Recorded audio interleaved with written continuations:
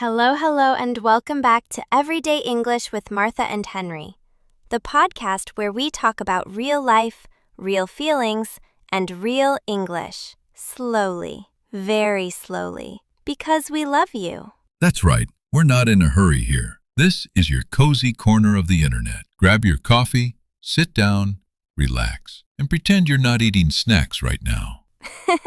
We know you're eating snacks. It's okay. No judgment. I'm Henry. And I'm Martha. And today's topic is special. It is.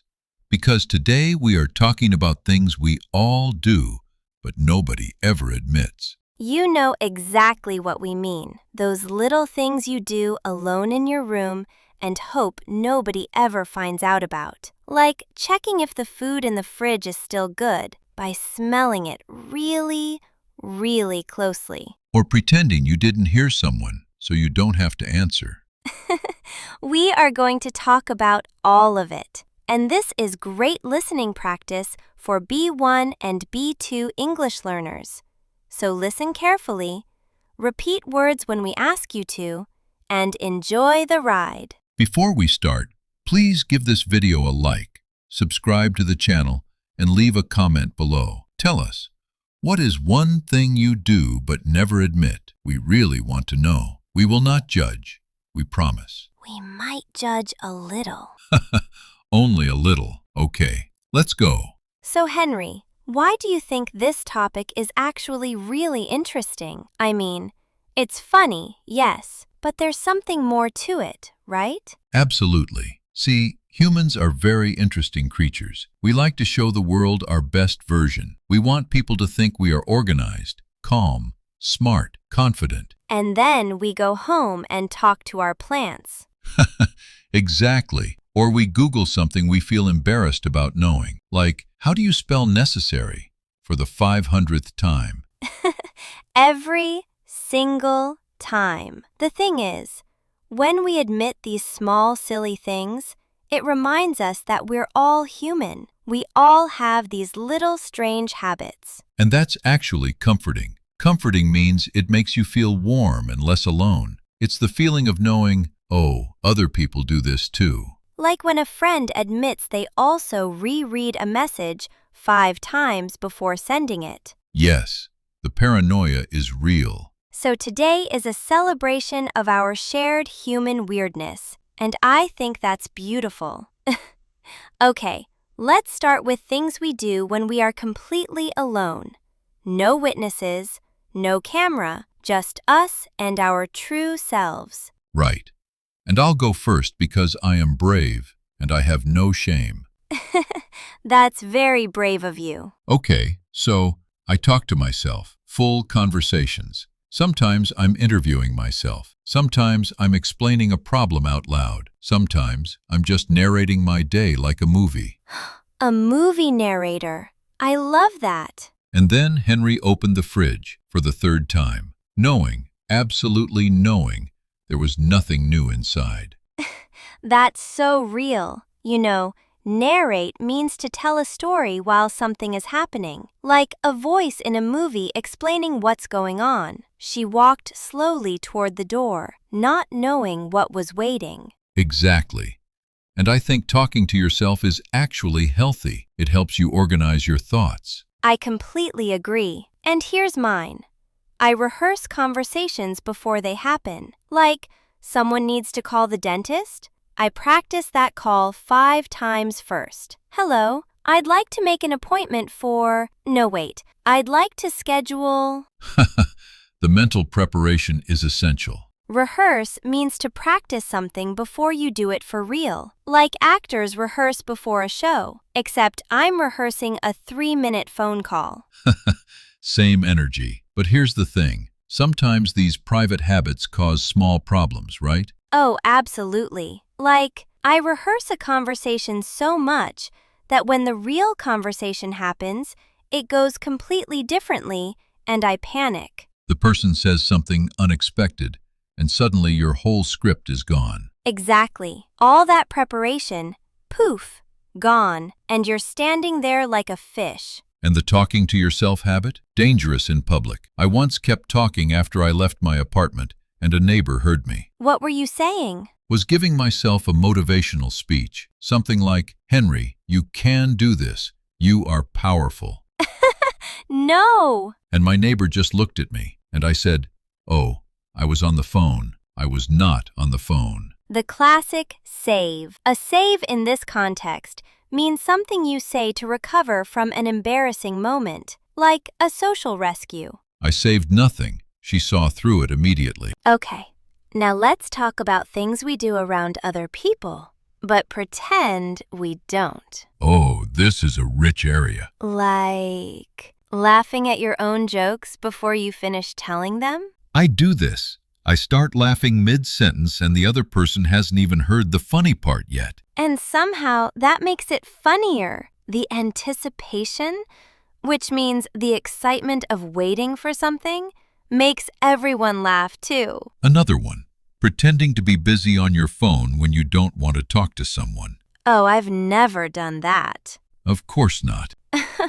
Every single day of my life, you see someone coming, and suddenly your phone needs urgent attention. It's self-protection, really. We're introverts sometimes. Introvert means a person who gets energy from being alone, not from social situations.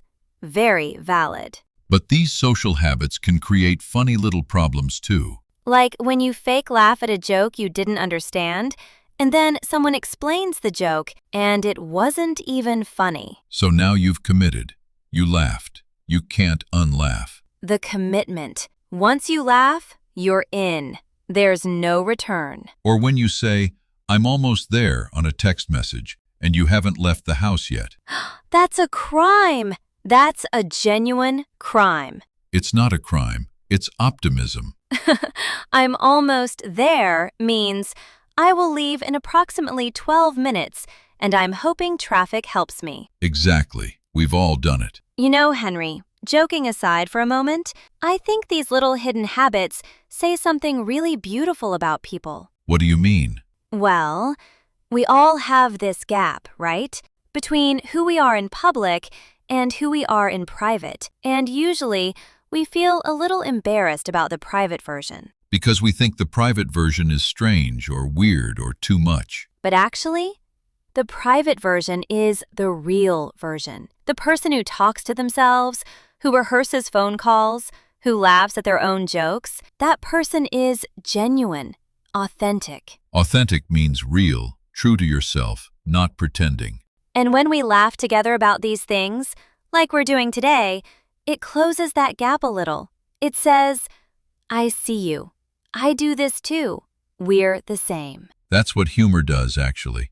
It builds bridges between people. Exactly. So maybe the things we never admit are actually the things that connect us the most. The real us, hiding behind the brave face we show the world, is worth meeting. That's beautiful, Martha. I'm going to write that down. The real you is worth meeting. Okay, time for our word tour, where we review the best words and expressions from today's episode. Ready? Let's go. Narrate, meaning to tell or describe a story while something is happening. Example 1. She narrated her morning like she was in a movie. Example 2. The teacher narrated the story slowly so everyone could understand. Repeat. Narrate. Rehearse, meaning to practice something before doing it for real. Example 1. I always rehearse what I want to say before an important call. Example 2. The team rehearsed the presentation 3 times. Repeat. Rehearse. Comforting, meaning something that makes you feel warm, calm, and less alone. Example 1. It's comforting to know other people feel the same way. Example 2. A warm cup of tea is comforting on a cold day. Repeat. Comforting. Anticipation, meaning the feeling of excitement or nervousness while waiting for something. Example 1. The anticipation before a trip makes it even more exciting. Example 2. She couldn't sleep because of anticipation before her exam. Repeat. Anticipation. Authentic, meaning real, true, not pretending or fake. Example 1. He gave an authentic smile, not a forced one. Example 2. We love authentic conversations, not just small talk. Repeat. Authentic. Introvert meaning a person who feels more comfortable alone or in small groups. Example 1. As an introvert, she loved quiet evenings at home. Example 2. Even introverts enjoy good company sometimes. Repeat. Introvert. Save. Social save, meaning something you say or do to recover from an embarrassing moment. Example 1. I was on the phone was a terrible save. Nobody believed him. Example 2. She laughed and made a joke as a save after tripping on stage. Repeat. Save. Commitment meaning staying with a decision or action, even when it's hard to change. Example 1. Once you laugh at a joke, that's a commitment. Example 2. Learning a language requires real commitment. Repeat. Commitment. And that is our word tour for today. Beautiful words, beautiful episode. Thank you so much for listening to Everyday English with Martha and Henry. If you made it this far, you are amazing, and we appreciate you so much. Don't forget to leave a comment below. Tell us, what do you do but never admit? We genuinely want to know. No judgment, mostly. Subscribe if you haven't already, and we'll see you in the next episode. Take care of yourselves. Bye for now.